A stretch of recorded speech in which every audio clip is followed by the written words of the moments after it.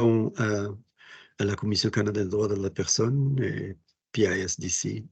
Now I'm back basically 20 years later to see the revision of the law again at a more profound and more substantive way, at least the way it has been presented in the report, as you have seen. I'm very happy. Sorry, we could have really joined you earlier, except that there were a lot of difficulty talking about something that was not published yet, and then it would have created more issues if we didn't really know the final form of the report. It took a while, and some of the, as you said, it was awaited for a long time. One of the reasons is that the chair, Professor Blackett, also started a new job at Cornell University, and she had to review the French version of the report. So it was a monumental, like 575 pages or so that she has to go through, revise, rewrite, etc. And as she started rewriting versions in the French, she had to fix the English too. So that's why really we were waiting to see what is the final version of this. In any case, that's the reason we were not really at ease of coming to share with you earlier. Thank you for the invitation.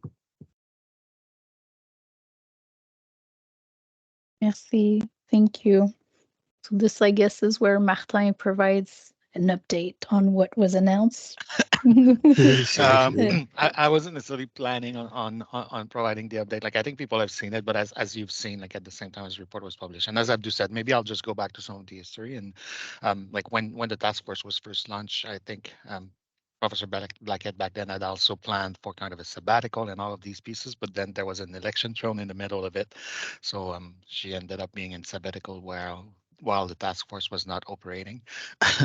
And then she needed at some point to return to full-time teaching at the same time as they were trying to wrap up the final report. So that was kind of just in terms of context of being very busy and doing a lot of things. And as Abdou said, it was a long report. And what we got in April, because I think people were aware that at some point it was shared, and then that we had received a report in April. And I think that data appears in the report anyway. But at that time, it was basically, we would call it now, it wasn't a final report, like it was kind of a final draft. And so those of you who have seen the report would have seen that there are lots of quotes, lots of tables, lots of data points.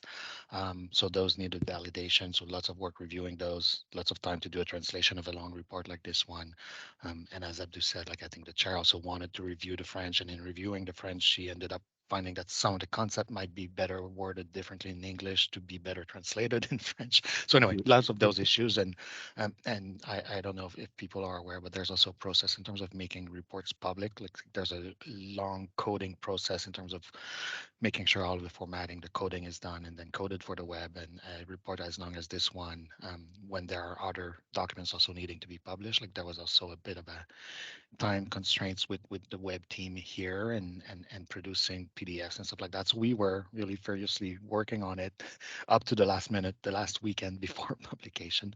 But it was an interesting experience, and hopefully people are happy with the report having been released and shared, and really moving to the next phase, which is what the government has announced. And basically part of the announcements, like they've announced, well, the creation of a new employment equity group for Black people, or well, I mean, as a distinct group from visible minorities. And in terms of visible minorities, it's kind of reviewing the terminology to racialize, which just seems to be the preferred one so far. But I mean, we'll be consulting about that as well, and some of the different definitions and terminology, the addition of 2S LGBTQI plus people as a new employment equity group as well.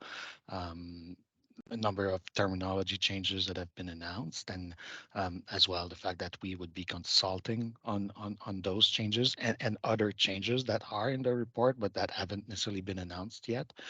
We'll be consulting on those as well, and then a commitment to table legislation, but not necessarily with a clear timelines attached to it yet. But that's basically what we're working towards. So the analysis of the report has started. as you would have seen, there are 187 recommendations. So there's lots of recommendations, lots of pages to read, lots of context. And you might have observed that it's really touching on many, many different things, like on the Employment Equity Act for once, but also other pieces of legislation. Um, and Yeah, and many different concepts like the pillars of the report, some transversal concepts as well, such as intersectionality, disaggregation of data. So it really involved a large number of federal partners for us, but also a large number of stakeholders that we need to engage with. The only thing is that we'll need to be doing kind of targeted consultations, like if we want to get that moving and tabled in a timely manner for the government. So there's only so many issues that we can deal with at this time. Like we may not be able to deal with the entirety of the report, but we'll try to do as much as we can and with what makes sense, and also validating with stakeholders, like just to see if they agree with all the recommendations of the report as well or not. As I heard you, comme je t'ai entendu, Marilyn, au début de la réunion, je pense que tu as mentionné qu'il y a peut-être des réactions dans les deux sens par rapport au rapport aussi, sur des éléments qui peuvent être, les gens sont contents, ou des éléments qui peuvent trouver qu'il manque dans le rapport. Fait que c'est un peu ça. Je vais arrêter ici puis laisser Abdou compléter les trous si jamais il manque quelque chose. Mais en termes de notre perspective, je pense que ça va nous faire plaisir de revenir à un moment où on va avoir plus de directives. Là, je pense que dans la nouvelle année, on va être un peu plus en mesure d'avoir des approbations sur les approches qu'on veut prendre, puis de pouvoir partager ça avec le groupe ici, parce qu'il y a beaucoup de vos participants qui sont aussi des partenaires avec qui on va avoir des discussions dans le cadre de ces consultations-là. Mais en attendant, je pense que c'est quand même très utile. On est content d'être là, Abdou et moi, aujourd'hui. C'est ça ce qu'on disait, parce que d'avoir quand même vos réactions à chaud, juste une semaine après le rapport, ça va être super utile pour nous autres. Juste déjà se donner une idée vers quelle direction on s'enligne, qu'est-ce que les gens pensent. C'est de l'information qui va être super utile pour nous à court terme et à plus long terme aussi. Là, mais je veux dire, donc on est très content d'être là. Sur ce, Abdou, je vais te laisser compléter si j'ai des choses que j'ai manquées. Non, à vrai dire, tu n'as rien manqué, tu as vraiment bien couvert l'essentiel. C'est juste pour dire que le rapport est non pas seulement il est monumental dans le sens de volume, mais aussi de la profondeur de l'analyse qu'il fait des questions d'équité et des inégalités. Pour la première fois, on touche à des sujets, par exemple, toute la question de la surqualification de certains membres de groupes, entre parenthèses désignés, parce que dans le rapport, on préfère parler de groupes d'équité. C'est un sujet intéressant, mais pour la première fois, on a des statistiques et des données qui supportent ce genre d'analyse. Tout le chapitre sur ce qu'il appelle les données pour l'équité, data, data justice, est vraiment innovateur en lui-même de la façon comment il présente les données pour la première fois. Puis il n'a pas, c'était des données fraîches et qui sortaient à l'époque où il commençait à le faire. Et s'il avait le temps, plus de temps, il aurait utilisé d'autres données qu'on n'a pas eu la chance de regarder ça. Toute la question de renforcement et de la loi is yet another area of great interest to all equity groups and people who are seeking equality in the workplace. So that those are chapters that really would certainly have a lot of food for thoughts and for conversation in the future. So those are really the areas, and I suggest for those who didn't have a chance to read the full report, the the executive summary is quite substantive in its in the way, because it was written by by Professor Blackett herself, just to sum up some of the key ideas, so that will give you at least a sense of where the report is going. And hopefully, as I said, there will be a lot of conversation, and we're here just to hear also from you.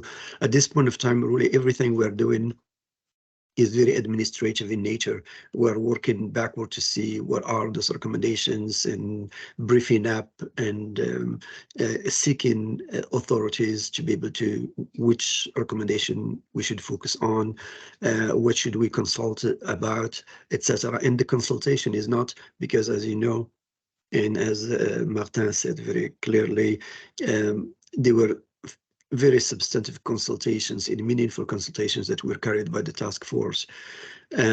What we are doing, they consulted on what and why.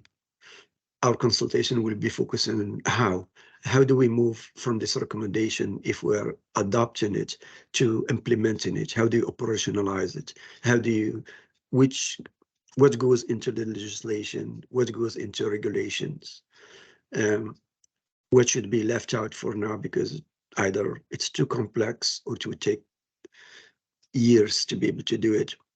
All these questions will be coming back into the conversation with teams like you, of course, one of the first, and then with other partners that where the legislation impact their own work or their own legislative interests. So that those are really the parameters for now. And we'll be happy to hear from the rest of the team. Thank you. Deepika, I think your hand is up. Thank you. Thank you for coming to join us, Abdu and Martin. I wanted to add to your list, Abdu, to the things that you mentioned, what has been left undone. So the task force noted in particular that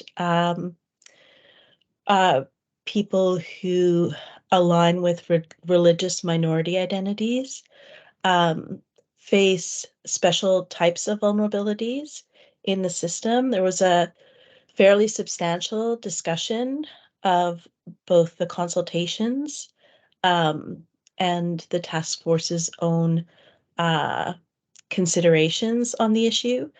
And my interpretation is that they really cited that as an example of something that needs to be considered more carefully. I'm wondering whether the ESD Secretariat will now be considering it more carefully. What will that look like? What can we expect in that situation? The other thing that I would like to know is the task force left a fairly prescriptive, a fairly prescriptive way of approaching the next phase, I guess the implementation phase, that really centered the experiences and needs of affected parties. I am wondering how, it's like 3 arrows and they're kind of pointing towards each other, multi-directional. I'm wondering how the ESD Secretariat is internalizing that and what we can expect in terms of the approach that ESD will be taking to not just consult, but to engage and co-develop implementation frameworks with affected parties. Because I think that what 1986 has shown us, or what the Abella report has shown us, is that we can have all the reports we want and all the lovely ideas, gaps, lacunas mapped out. We can have thousands and thousands of recommendations, but if we are not willing to implement in a way that respects the actual spirit of the law, that ensures that we are tracking gains that will reflect the spirit of the law, then without that real gravitas applied to implementation, we actually make no gains. We haven't made substantial gains across all designated groups in 40 years. And I want to know how we are positioning ourselves to do better in the next decade.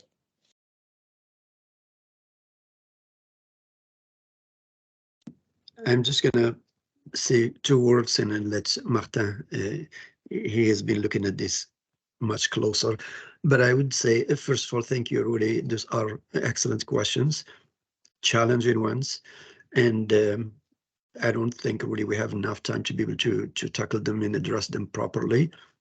But what I would like to say is that with respect to religion in particular, the question, as you understand it, like in the report, the chair, and we had a conversation with her about this, she said, I understand the importance of religion, the complexity of it, and I don't want to really put any recommendation in this area. I would like the government to study further and find the best way to make sure that if religion, especially from the perspective of intersectionality, if religion intersects with other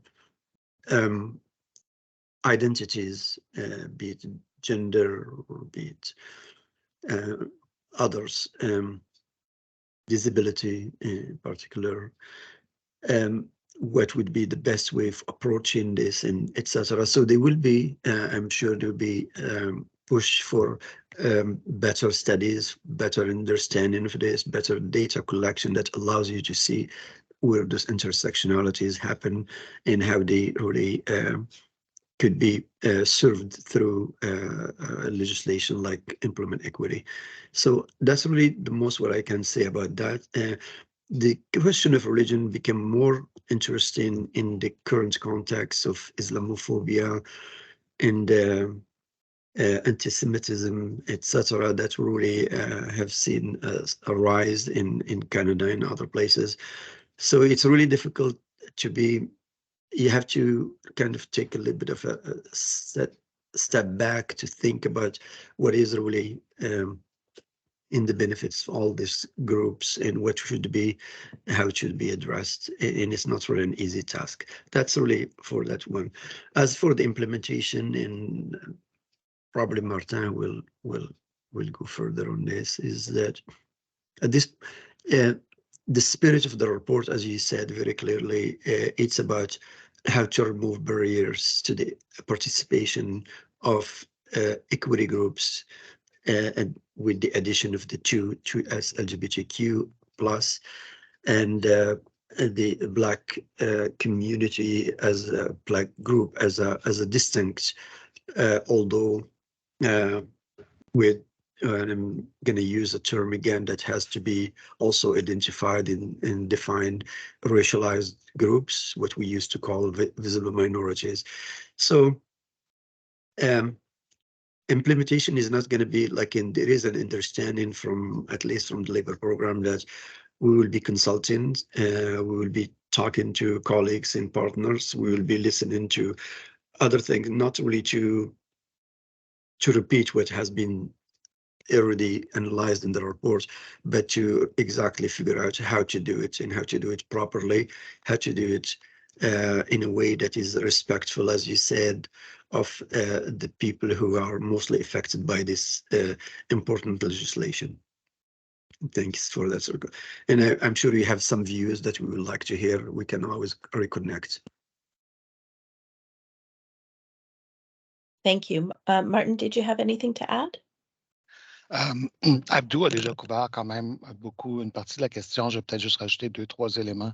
Je pense que dans les questions, dans les éléments mentionnés, la personne qui posait la question, désolé, j'ai oublié le nom, mais il y avait une référence, je pense, à ce qu'on appelle les 3 piliers un peu qui sont présentés dans le rapport du groupe de travail, donc qui sont d'avoir des consultations véritables, d'avoir, il y a la surveillance réglementaire, puis il y a aussi tout l'aspect d'enlever les barrières et ces choses-là. C'est des éléments qui, évidemment, on tient en compte, on essaie d'intégrer le plus possible dans nos analyses. Je ne peux pas aller énormément dans le détail de quelle façon, qu'est-ce qu'on va faire, parce que ça tombe dans les prochaines étapes. On n'a pas toutes les validations encore, puis les approches ont besoin d'être approuvées, mais je veux dire, c'est clair qu'on veut tenir des consultations véritables, parce que l'esprit du rapport, c'est central dans le rapport. Maintenant, il va falloir aussi jongler avec la réalité qu'on a une fenêtre d'opportunité de faire des changements législatifs. Puis, je veux dire, les gens sont au courant de qu'est-ce que les sondages donnent et c'est quoi les horizons d'un gouvernement dans la situation actuelle. Donc, il faut aussi qu'on balance. Est-ce qu'on veut avoir le tout parfaitement fait maintenant, prendre le temps, sur une longue période parce que du co-développement, je veux dire, c'est long, ça peut prendre du temps. Puis c'est une très bonne chose, mais je veux dire, est-ce qu'on a cet horizon-là disponible? Je pense que c'est pour ça que quand Abdou parle d'avoir des consultations qui sont ciblées, on est vraiment en train d'identifier c'est quoi les questions clés, qu'est-ce qu'on veut valider, mais on va engager les communautés, les différentes communautés dans ces échanges-là. C'est juste que pour que les gens aient un peu l'esprit à la bonne tête, je pense, à la bonne place, c'est qu'on a un horizon qui est quand même pas si lointain non plus pour amener des résultats et aller mettre en place les changements qui ont déjà été annoncés ainsi que d'autres changements annoncés dans le rapport. Il y a des items, ça ne veut pas dire que c'est la dernière opportunité non plus. Je pense qu'il y a différentes options, il y a différentes choses qui sont dans le rapport qui proposent aussi à ce que les responsabilités ne soient pas toutes avec le gouvernement non plus. Est-ce qu'on va créer d'autres groupes? Est-ce qu'il va y avoir des choses qui peuvent se faire en parallèle après que les changements soient faits? Il peut y avoir différentes rondes. Fait que je ne sais pas exactement quelle forme ça va prendre encore. On ne peut pas non plus le communiquer, mais on n'a pas toute l'information non plus. Mais je voulais juste comme mentionner un peu qu'il y a cet aspect-là qu'il faut balancer aussi dans notre analyse, parce qu'en tant que fonctionnaire, on veut évidemment faire ce qu'il y a de mieux et ce qui est l'idéal, mais est-ce que l'idéal est toujours atteignable? Ça fait toujours partie un peu des considérations. Puis on veut faire le maximum possible dans les contraintes qu'on a en ce moment aussi. Martin, Abdou, could you please add your email addresses to the chat? I would actually like to follow up these conversations. Thank you so much for your responses. I really appreciate them. Thank you for your question, Deepika. Shamir?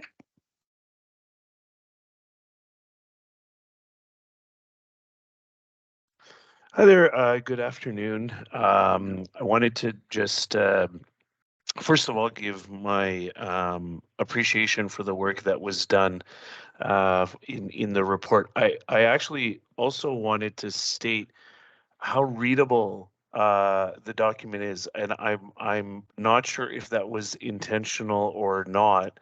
But the document in the report is extremely readable, and I wanted to just actually specifically mention that and give my appreciation for that.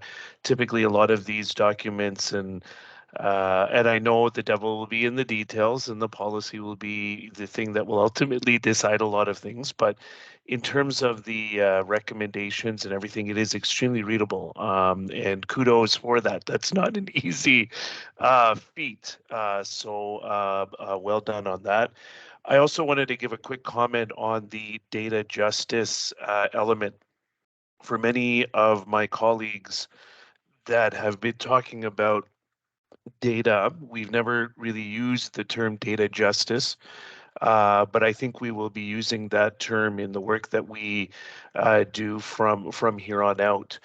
So I'm not sure if that term was coined for the first time as a result of the report, but it certainly is a term we'll be using more regularly in the new year.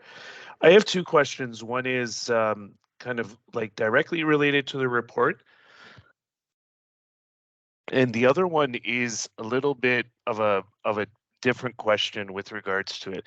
The first question is with regards to workforce adjustment. I'm very happy to see something that we've been talking about for a long time with regards to things like the disproportionality index from Dr. Martin Nicholas. As well as many other places. The current WFA numbers are still based in 2016, and in a few weeks will now be 8 years old that the government of Canada will be utilizing off of. And I'm glad that it was put in very clear writing that the WFA be done away with. What's the thinking around something like that? Like how quickly can something like that be removed? I know that there isn't really a perfect solution to go ahead and replace it. Demosim was talked about along with its limitations. So my first question is around that workforce adjustment replacement, because this is something that can't wait for a long time because it's currently so out of date, as the report mentioned, and I fear that any longer delay on this is going to continue to enforce some of the challenges that currently exist. So that's question number one. The second question was kind of an interesting one from my perspective. Was Justice Rosalie Abella ever was she able to see a copy of the report? Was she able to be given like her thoughts around the report? There's a lot of fondness for her and her work, even though, you know, as Deepika had mentioned, the spirit of her writing and what has kind of come to fruition are there's a little bit of a gap. But I'm just interested in finding out if you know, Justice Abella, the now retired Justice Abella, was ever kind of brought into this in terms of her thoughts, you know, just out of interest more than anything else. Thanks. I was not really expecting all these interesting questions. We need a full day for this. First of all, thank you very much for your appreciation of the report. That was our also Professor Blackett has a way of writing that is storytelling kind of, and she's very, as you know, a lawyer that has well accomplished, and it's really I think it reflects in the way she did. She took a little bit of time to do that kind of work where she can be understood.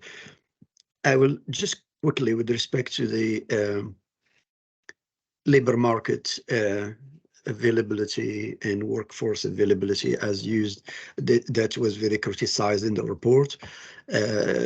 Professor Blackett was also invited to a meeting with Treasury Board as they were presenting their analysis of the situation, and she was there critical of that analysis.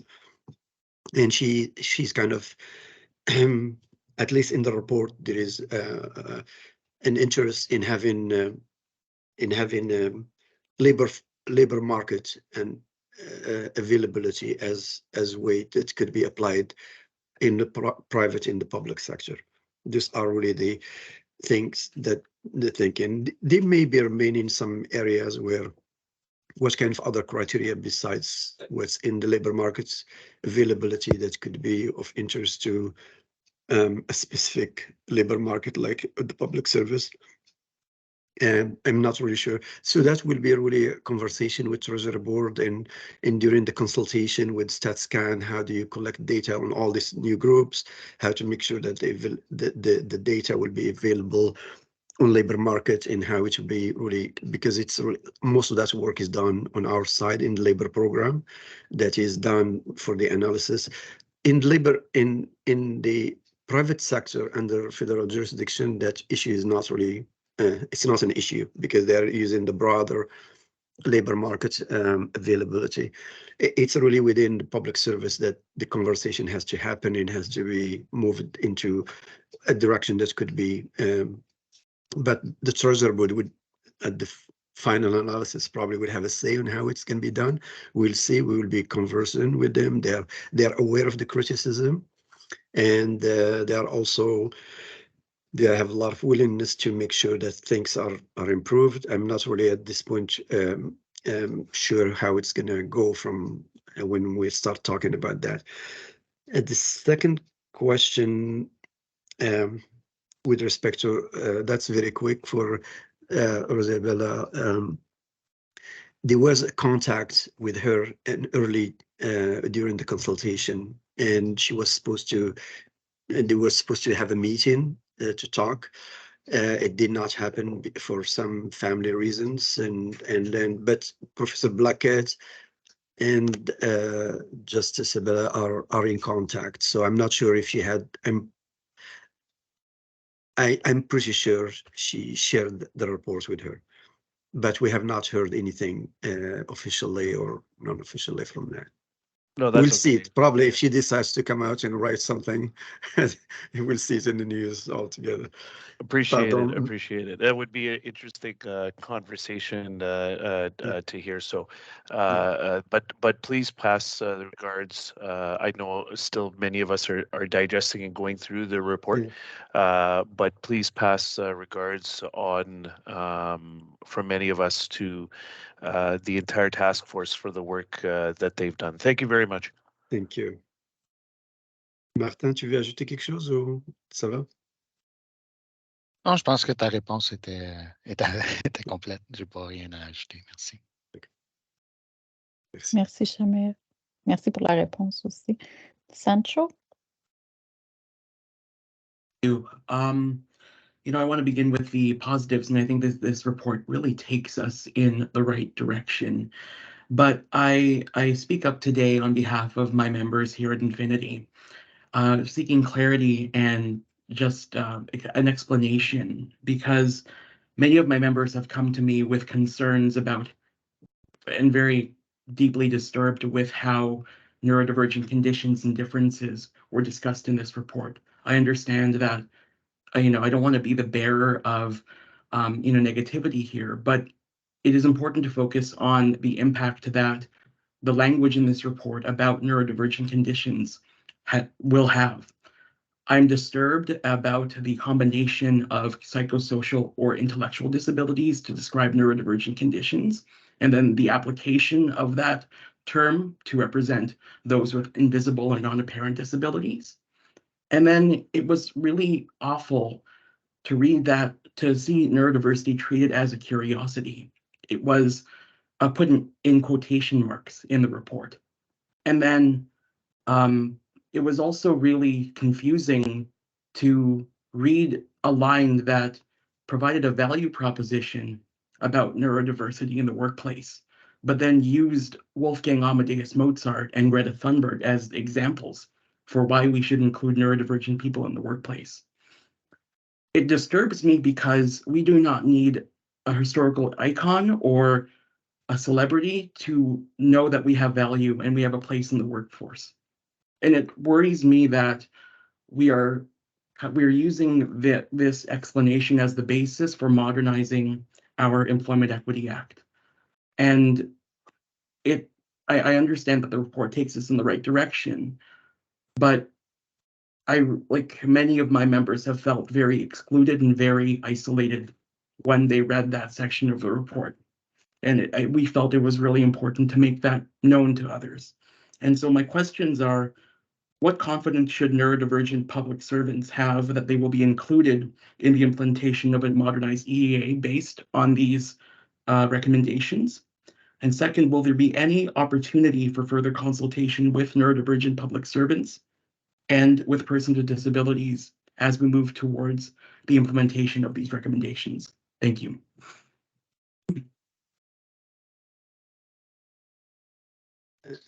One little thing quickly, and I really appreciate your appreciation and your positive criticism. That's what the report is for. You are not everybody is going to be very happy 100% of the way things have been said, or but I will just assure you that both of us, Martin and I, spent many years in the Office for Disability Issues. That's where I did my most of my career. For the last 25 years, disability is my area of work, disability management, etc.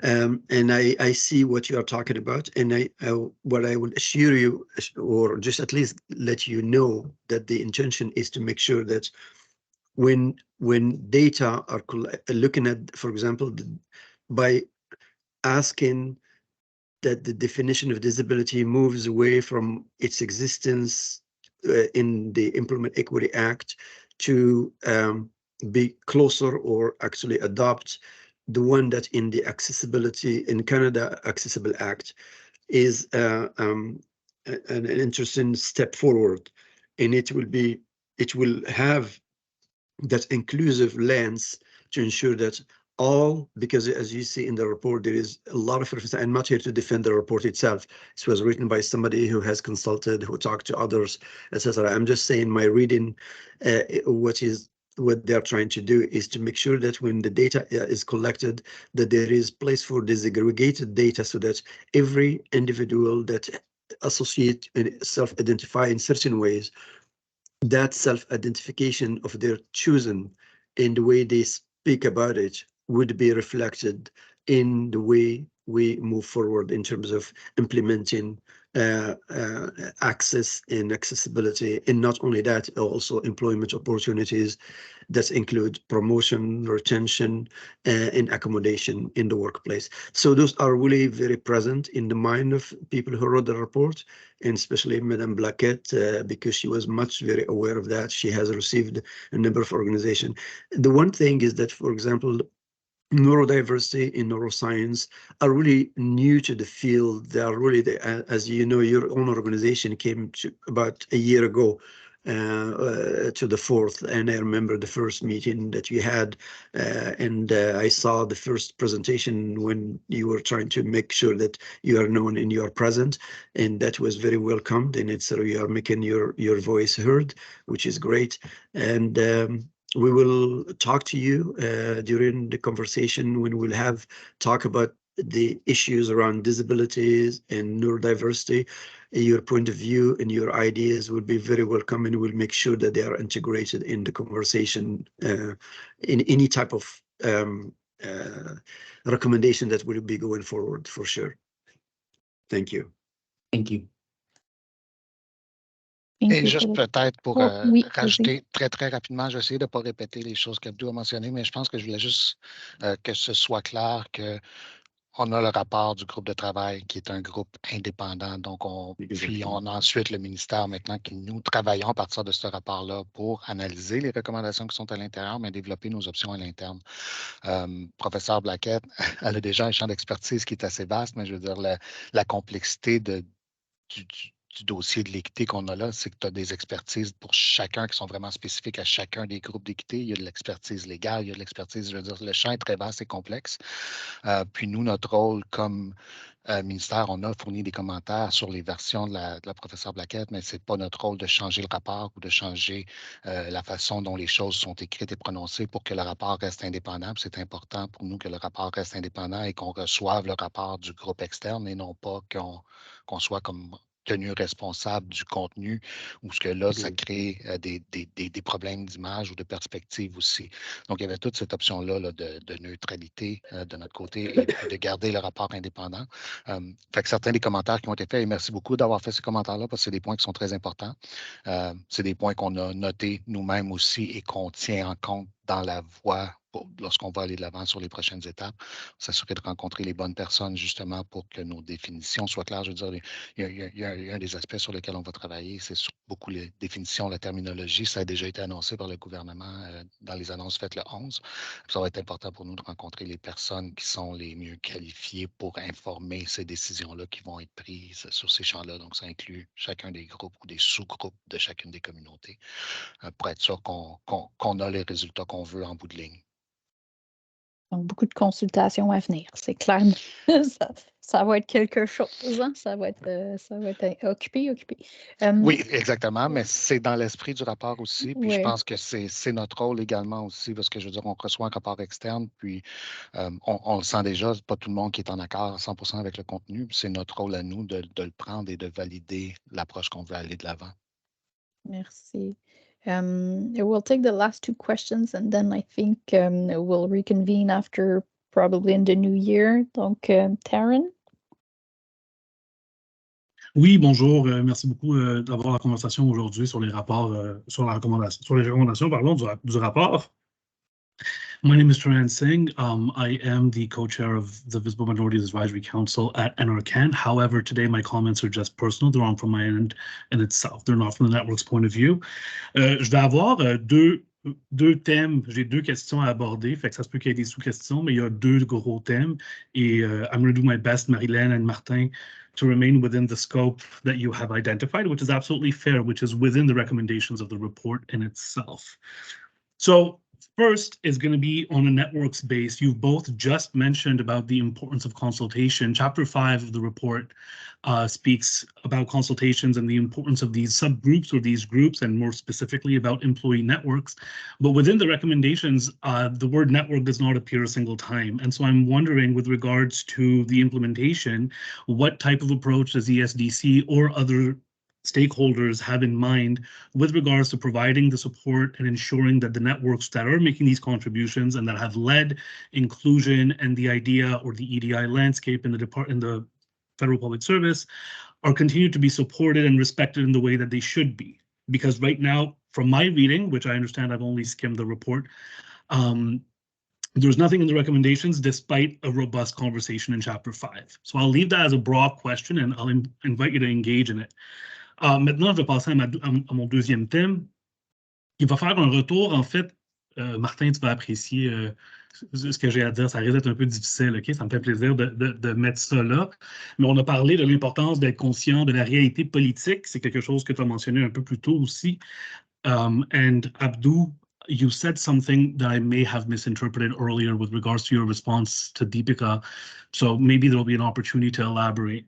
Lorsqu'on regarde la recommandation 2, 3, 4, fait que je ne m'en vais pas si loin que ça, on regarde vraiment les recommandations clés du rapport. Et lorsqu'on parle de la des actes, hein, c'est-à-dire de l'implémentation législative, lorsqu'on regarde d'une approche des droits humains au niveau fédéral et de s'assurer que ces droits-là sont respectés dans toutes les juridictions. Je suis en train de regarder les premières 6 recommandations. On n'est pas super loin dans le texte. Okay? Et je vous parle comme ça, donc peut-être que vous comprendrez sans que je fasse une mention à quoi que ce soit. Donc, on a des données, ça c'est très bien, mais il faut aussi comprendre que les barrières, elles peuvent être législatives et que dans notre contexte actuel, intergouvernemental, politique, on a des barrières qui ont été implémentées et qui ont un impact direct, peu importe c'est quoi les données qu'ils nous donneraient. Donc, les données, one of the things with regards to data that's important to recognize, data is really important, especially when we're taking a look at workforce representation. However, representation does not immediately mean discrimination, right? So you can have certain groups that have greater representation without immediately the supposition being that there's discrimination.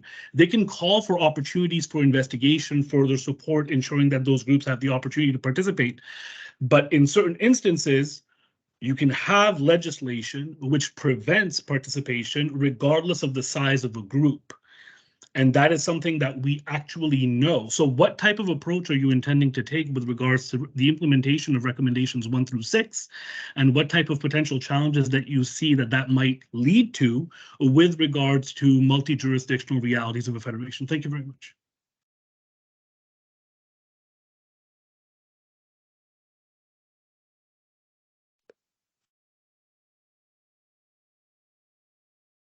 I think I'm sorry, like I'm not Taran. That's an excellent question, but it's not just a question; it's a comment, and it could have been a couple of paragraphs in the report from what you are saying. But again, the report is not ours, and the idea of how we go from now is, as Martin explained earlier, is that we will need to have these conversations. This is a start.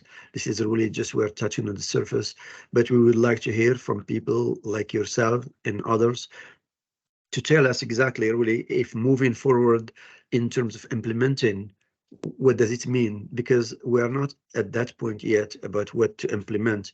We would like to have this conversation and those kind of dialogues that are constructive, that allows us to have a better understanding from different perspectives of what is the best way to approach the whole idea of barriers. You're absolutely right, because we don't representation is one thing, is just really achieving a goal that is numerical, etc.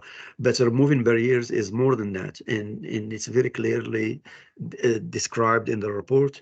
And those are like how to remove these barriers, be it legislative, be it unintended, be it in policy areas, including in employment policies, be it even within a relationship between unions and government, or employers, I should say. Those are all areas where you may identify barriers that employees from different groups may bring to the fore. But we have to really find ways of making sure that we hear the concern, for example, that you raised, and make sure that it's part of our conversation and our thinking as we start thinking about what are those blocks of recommendations that we need to put forward and to move on, and how really, especially how to implement, because the how of implementation, we are not all the experts. We are relying on a lot of people who have that expertise in the communities, but also in other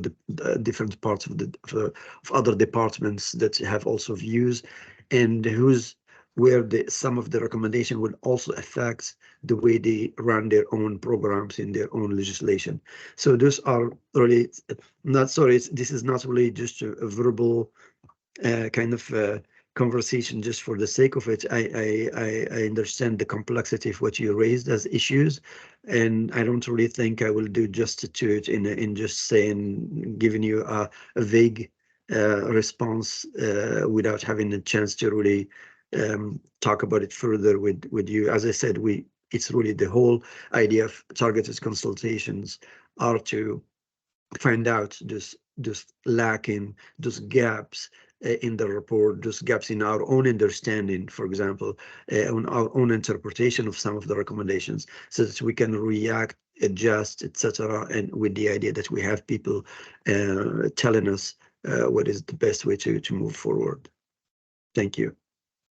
Merci. Merci pour la question aussi, Taryn. Caroline, who's cited in the actual report. Donc, c'est un plaisir de t'entendre et de te voir, Caroline. I'll let you speak. Merci. Yeah, thank you. Thank you for those kind words. Abdu, nice to see you again. So I guess you guys have sort of figured out that where I'm going to head is with respect to self-ID and Indigenous identity. I guess, you know, those are the areas of most interest. And I can say that, you know, for the Knowledge Circle for Indigenous Inclusion, it was so refreshing to finally be heard, right, through that report. And, you know, kudos to all of those that worked on the report, because we do see the promise that it holds. Certainly no report has everything that everybody wants, but I think the implementation phase is where we can really make that difference in terms of what's missing. So two things that I would ask you to think about. First of all, think about how you're going to change hearts and minds as you go forward as part of the implementation. In our experience as in dealing with Indigenous inclusion in the federal system and trying to ensure the implementation of Many Voices, One Mind, the biggest obstacle that we run into is public servants who have not yet made that shift to a different way of thinking, to a different level of desire around and understanding around Indigenous inclusion. So behavioral insights might be something that you want to think about as part of implementation, because you can do all of this good work, which I know you guys are thinking about, and you're going to engage all of us in that process. But unless you think about changing hearts and minds, it will be for naught. So that's one point that I will raise. The other thing that I will say that we do need to think a little bit more about in terms of self-ID, and the other piece that we've been working on, which are OL barriers that Indigenous employees face in the system, is the tie back to the UN Declaration Act. And so in terms of implementation, I think some thought has to be given to the reconciliation component for the Indigenous piece. And there is an intersectional portion to this as well that must be taken into consideration. For example, Indigenous Black employees or Indigenous Muslim employees, because, you know, intersectionality does exist within our community. And I guess I just wonder about how do we start to have insightful and informative conversations with your group about the go forward plan for implementation around the Indigenous piece. So, you know, the Knowledge Circle for Indigenous Inclusion is here, and we're happy to work with you. So don't forget about us. We're kind of like the networks, and we believe in the power of networks, and we work with all of our colleagues that are here actively. Thank you very much, Caroline. It's always a pleasure to see you and to hear you. Actually, I was thinking about reaching out to you just to get a copy of that paper that you recently drafted, so that we can glean from it some benefits to the thinking.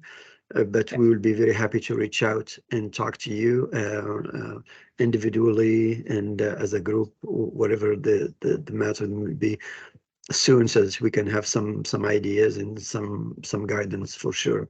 We will be happy to do that. Okay. I'll send it your way. Thank you. Thank you, Caroline. Always very insightful. Je vois qu'il y a deux autres questions. En termes d'interprétation pour la langue des signes, j'ai confirmé avec Kat, c'est correct si vous devez quitter. I'm mindful of your hands. For Liz, I've confirmed with Kat if you need to leave. We'll stretch for like 2 extra questions, but we'll try to make it as quick as we can. But if you need to leave, Kat is okay with captioning. I just confirmed.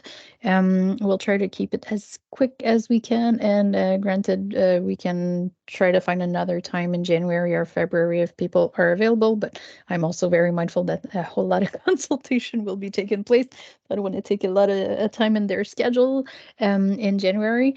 Donc, we'll take the last 2 questions, and I'm sorry after that, it's we'll close it and wait until a future meeting. Donc, next person, Chaudhry. Hi, yes. I'm wondering, I'll try to make this quick. I'm wondering, the day the report came out, the report on the Senate study at the Canadian Human Rights Commission came out the same day. So I'm wondering if that was like a coordinated approach. And also, I was in the CHRC's recommendations, they mentioned something about further desegregating the racialized category. So you look at each racialized group amongst the racialized category. I'm wondering if that's considered, not just visible minority and Yes. adding Black, and as well as if there's any mechanisms in place to preserve, to make sure the recommendations move forward in case there's a change of in government. Okay. This, Martin, I will let you go with that. En termes du rapport qui est sorti la même journée, c'était pas planifié de notre côté. Maintenant, est-ce que le bureau du ministre avait ça en tête ou est-ce qu'il y avait au niveau politique une décision concertée? Je peux pas le dire, j'ai rien entendu à ce sujet-là. Fait que dans ma perspective, ça ressemble plus à une coïncidence ou pas quelque chose qui était nécessairement prévu. Je sais que dans notre cas, en bout de ligne, on avait besoin d'avoir des autorisations pour faire les annonces qui ont été faites. Puis aussitôt que les autorisations ont été reçues, on est allé le plus rapidement possible pour que le rapport soit publié. Donc, vraiment, les échéanciers en termes du moment où le rapport était finalisé avec les dernières corrections reçues et la journée qui a été publiée, c'était l'échéancier le plus court imaginable entre ces 2 dates-là. Comme si on a travaillé corps et âme, soir et week-end jusqu'à la journée de livraison. Donc, de notre côté, ce n'était pas en vue d'aligner avec quoi que ce soit, mais c'était vraiment la date la plus rapide possible pour publier le rapport une fois qu'il était prêt. Ensuite, autre question. Désolé, je pense que ça m'est sorti de tête. Fait que je ne sais pas, je vais laisser Abdou répondre. S'il y a même une question qu'on a oubliée, ça va me faire plaisir de retourner. No, there was no. Thank you. It was a great question again. There was no. We were ourselves kind of surprised of the release of the report. That actually we shared it with the chair, because she was in conversation with Justice and with the Canadian Human Rights Commission, as well as with the group that launched that court action. So her awareness of the situations is really what kind of probably pushed her to have that type of approach to the idea of not only putting Black as a new designated groups, but also ensuring that in the gathering of data on racialized groups, that they are disaggregated data, and that there is an intersectionality approach to the collection of data into the analysis of data for employment purposes. So that's, I hope that answered a little bit your question. In terms of how it's going to happen, we are going to be conversing with StatScan. If you, as you are aware, probably StatScan is already into the planning for 2026 census data.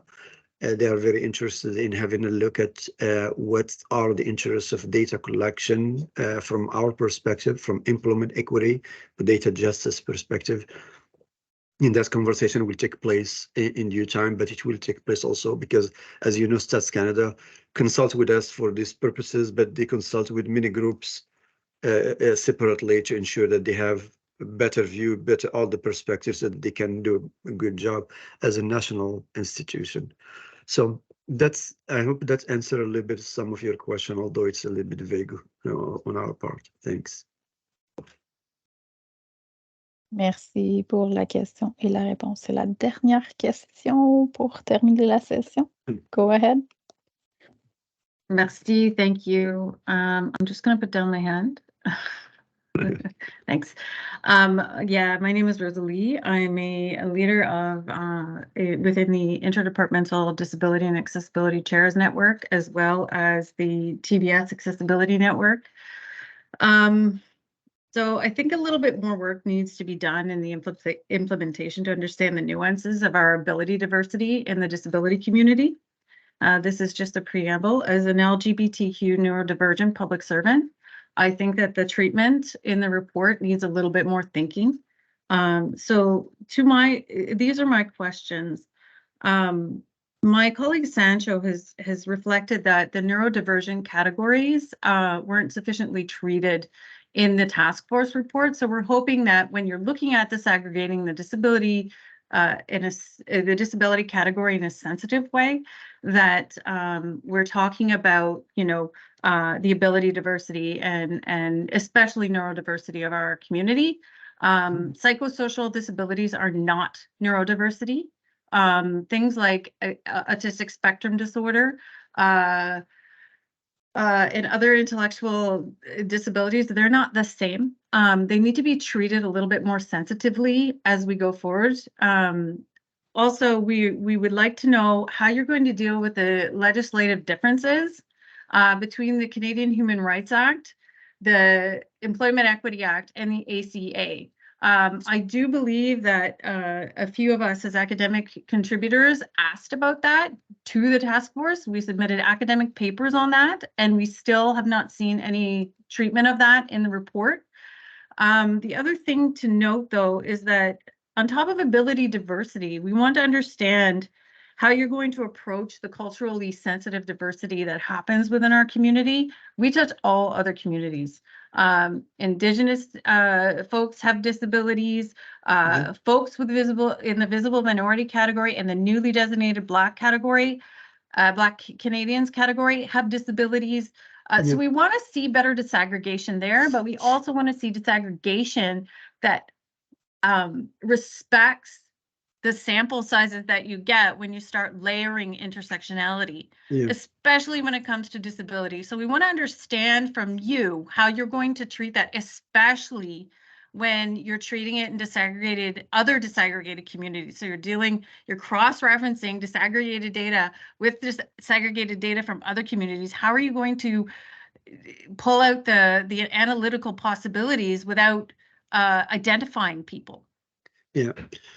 Well, thank you very much. That's really another great question, and it feeds into previous remarks that we heard here. Since you are really already identifying yourself also as from an academic perspective, your views, whatever you have as ideas, please throw it our way. Send us suggestions, and we will be very happy to look into that and to make sure that whatever comes from the community and from people like you who are representing groups and speaking on their behalf. On your own also would be certainly part of our thinking, because we cannot invent. And just for to go on just on the issue of protecting privacy when it comes to data collection. Statistics Canada has a rule in terms of how when they collect connection, the number of cases, they has to be at least about 20, I believe. Otherwise, they will not really they make sure that the data remains anonymous so that people cannot be identified. How that would be implemented within a workforce environment, that's a very different thing. Because as you know very well, self-ID is volunteer. People may self-ID with different groups and different categories. It's up to how employers, and probably some of the indication that we will be providing, how they can use that information to make sure that they're filling the gaps, that are removing barriers to people who may be affected in different ways, in different intersections in their lives, in the workforce, in the workplace. So those are really something that's really, if you have ideas, if you have some ways of for us to suggest as we speak to StatsCan and other statistical experts, we will be happy to use your ideas and your advice in the conversation. Thank you so Thank you. much. I see Thank you. everyone's comments in the chats. I'll reach out to you. Thank you. Thank you very much. It's a pleasure. Thank you. Likewise. Well, thank you. Thank you for the question and thank you for the answer. Merci beaucoup pour le temps. Je sais qu'on a dépassé un peu. Thank you for the time. Thank you for your presence. We see that it's a topic of interest. Everybody wants to hear more, know more. Donc, merci beaucoup pour votre temps, votre énergie aussi. Là. C'était tout un rapport. C'est un rapport à lire, mais j'imagine l'écrire, c'était quelque chose aussi. Donc, merci. Hoping to connect later, potentially in 2024. But merci beaucoup and happy holidays, safe holidays, mostly stay healthy, stay fed, as I say. J'espère que tout le monde va bien aller. Puis meilleurs vœux à tout le monde aussi pour la prochaine année. So best wishes for the next year. Merci aux interprètes. Thank you for the interpretation, d'être resté un petit peu plus long. Puis oui. Merci beaucoup. Merci tout le monde. Thank you, Ali, for being my present. Toujours là, Ali. Merci so, thank you. Merci. Au plaisir. Take good care. Merci beaucoup pour l'invitation. Merci. Merci. Au revoir. Au revoir. Thank you. Bye.